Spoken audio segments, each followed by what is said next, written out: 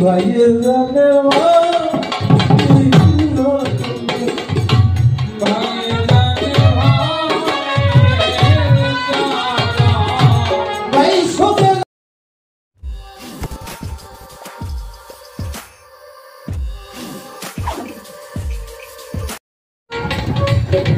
গুরুর প্রতি কেমন ভালোবাসা থাকতে হয়, গুরুকে কেমন মানতে হয়, এইটা আমি শুনেছি যে আমাদের রশিদ সরকার ছিল না সিঙ্গারে, উনি ছিলেন তুলাচাঁদের একজন মরিদা। ওনার একটা মেয়ে ছিল, নাম ছিল তার শিল্পী। উনি সব করে খুব আশা করেছিলেন তাকে শিল্পী বানাবে। তাই শিল্পী বাড়ির পাশে একটা পুকুরে গোসল করতে গেছে। অরিসমবসে হয়তো আর একটু বয়স বেশি, ঢেল দিছে, এইটাতে ঢেল দিছে বাবা বুকের মধ্যে লাইয়া, মেয়েটা মারা গেছে। ওইখানে তো কেউ ছিল না, এটা পরে জানাজানি হয়েছে যেভাবে মারা গেছে। তো তাকে খুঁজতেছে, পায় না, খুঁজতে খুঁজতে একজন বলছে তো ওরা তো আমি পুকুরে গোসল করতে দেখছি, পরে লোকজন নাই না দেখে যে সত্যিকারের সেই পুকুরের মধ্যে মেয়ের লাশটা পাওয়া গেছে। তো জানতে পারছে যে এই বাড়ির পাশে একটা ছেলে তাকে ঢেল দিয়ে মারছে। তো রশিদ সরকার তাকে আগুনের মতো হয়ে খুঁজতেছে, মেয়েকে মেরে ধরেছে, মামলা হয়ে গেছে। এই মামলা লড়তে লড়তে ছেলেটা একেবারে পথের বিজ্ঞানী হয়ে গেছে। সেই রংপুর গিয়ে পলাই গেছে, পলায় কয়দিন থাকো না, একজন বুদ্ধি দিছে রশিদ একমাত্র বাঁচার উপায় তারা তুলাচাঁদের কাছে যা। রশিদ সরকারের মানুষ কারো কথা না আসলে তুলাচাঁদের বাইরে সে যাবে না। তো তারাই কথা ছিল না, তারা বাপ বেটা দুইজন যাইয়া সেই পরিবার বরিয়াবর তুলাচাঁদের বাড়ি পৌঁছেছে। যা বলতেছে দয়া আপনার কাছে আমরা বলি করতে চাই,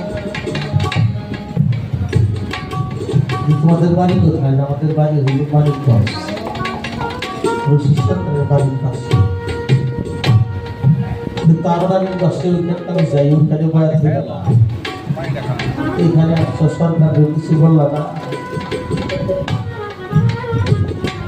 তখন তারা খুঁজে বলছে যে এই ঘটনা তার মেয়েটা আমার ছেলেটা ঢেলতে মেরে ফেলেছে। এখন মারে কাকে না আপনার কাছে আসছি, যা করেন আপনি করবেন। তো তুলাচাঁদ বলছে থাকো, সরকারকে সংবাদ পাঠিয়ে দিচ্ছে তাড়াতাড়ি আসতে বলতো।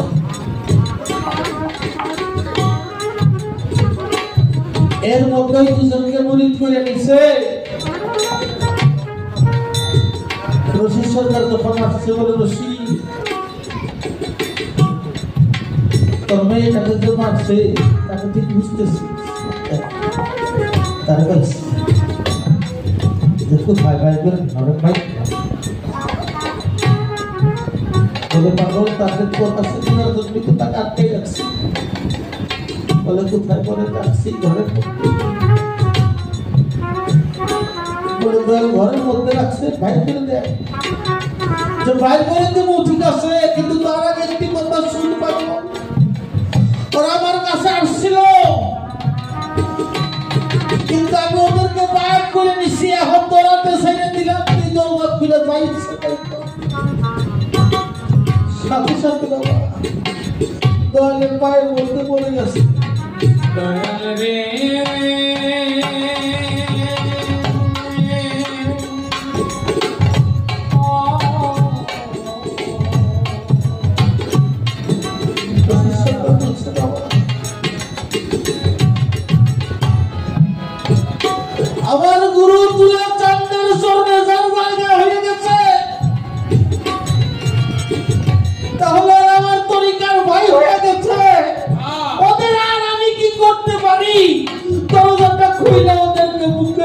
করে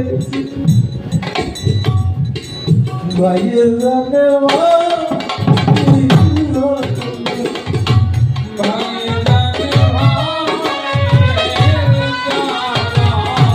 ভাই শোনে না কি দো ভাই জানে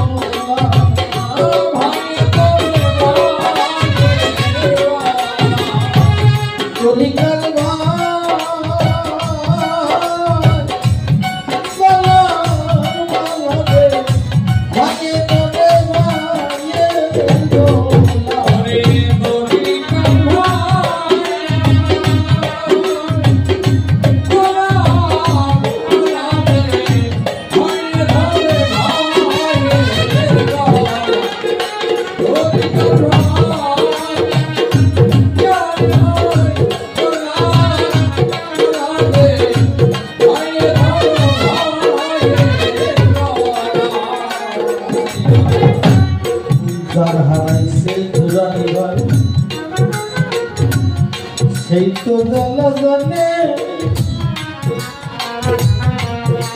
আবার কি বুঝবাইদের পুরুষ জামাই গো রে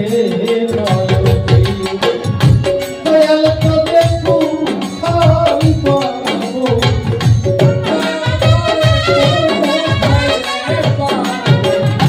তার মধ্যে খাতা কিছু হবে দয়াল তো দেখু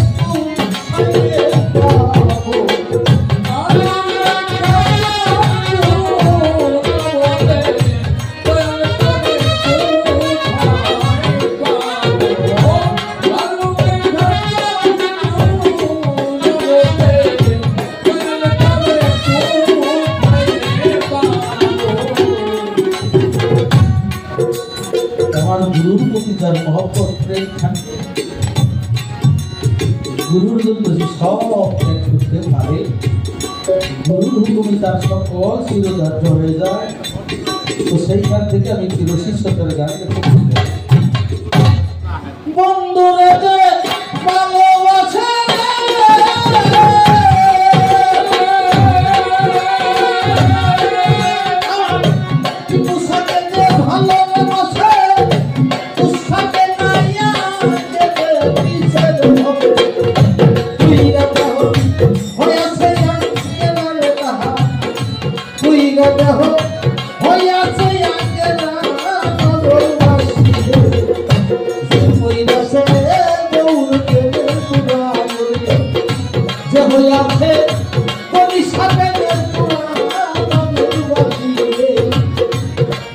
আছে পুষা বাজার পুরা